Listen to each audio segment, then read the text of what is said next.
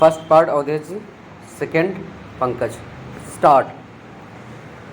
A perusal of the aforesaid section admits no exception so far as power to summon any person as accused to stand the trial along with already being tried accused persons are concerned.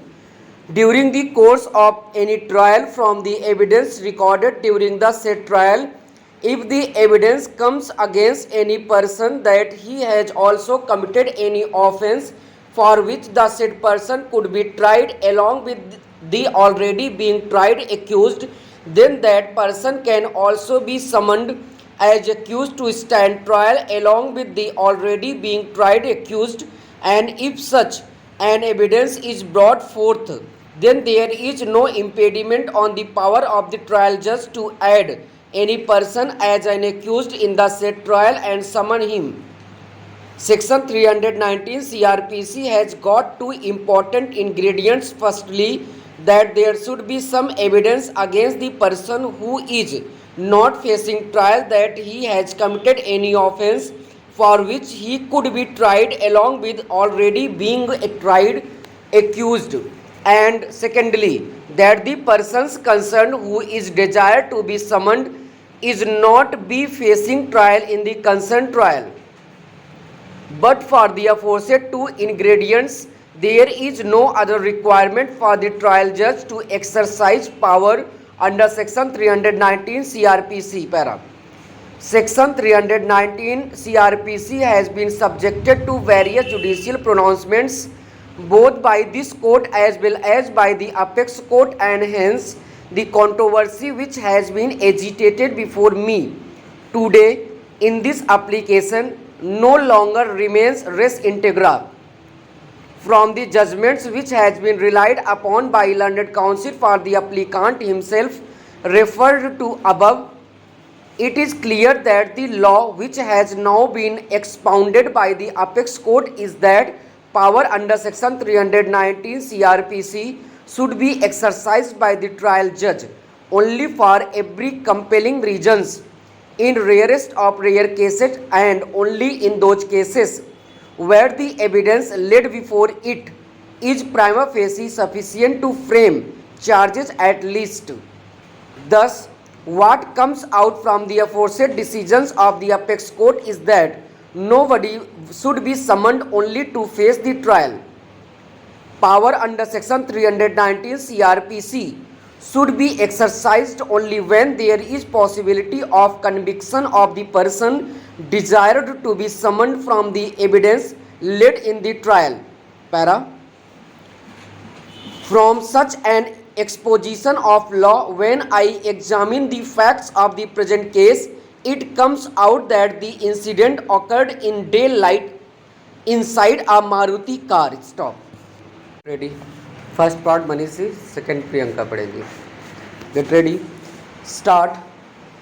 Heard Shri R.R. Singh, learned counsel for the applicant, and Shri Jafar Abbas, learned counsel appearing for the opposite party, noticee Shri Muhammad Babar, Inspector Police Station Bilari District Muradabad, and peruse the record of the case. Para. This criminal miscellaneous contempt application has been moved for drawing contempt proceedings against the noticee for having violated an order of this court dated 24/5/2004, whereby this court had stayed the criminal proceedings in case number 25 of 2003 under sections 467, 468, 420 IPC against the applicant. In spite of the said order, the applicant was arrested by the noticee on 8/4/2007. It is contended by the learned counsel for the applicant that the same amounts to flagrant violation of the order of this court. Learned counsel for the respondent noticee has drawn our attention to Annexure 6 to the contempt application filed by the applicant, which is an order of the learned Additional Chief Judicial Magistrate Court number 2 Muradabad in case number 2463 of 2005 within bracket State versus Netrapal Singh and others. The said order clearly mentioned that the order of the High Court dated 24/5/2004, of which the learned magistrate showed utmost respect, was filed in the court on 9/4/2007, and that prior to this date, on 17/3/2004 and 24/5/2004, he had already issued non-bailable warrants in this case. However, learned counsel for the applicant seeks to argue that even though the order was not filed before the court concerned after it was passed by the High Court, but it was handed over to the SP and CO of the police station Bilari. Interestingly, in paragraph 9, it is not even mentioned as to when the said order was handed over to the SP and CO of the police station Bilari. Therefore, there is no reason for us to presume that the said order was handed over to the noticee prior to the date of his effecting the arrest.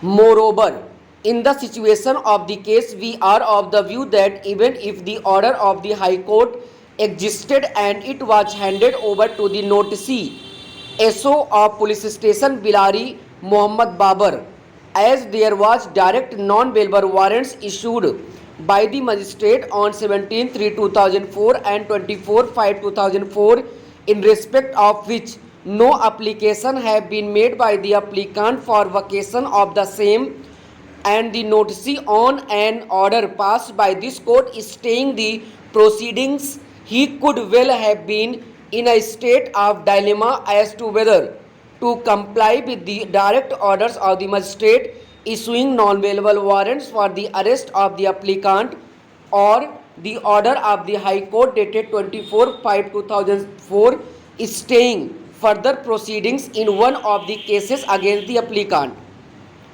For all these reasons, we think it would not be proper for this court to take action against the notice in its contempt jurisdiction, as the court is to exercise powers for initiating contempt proceedings very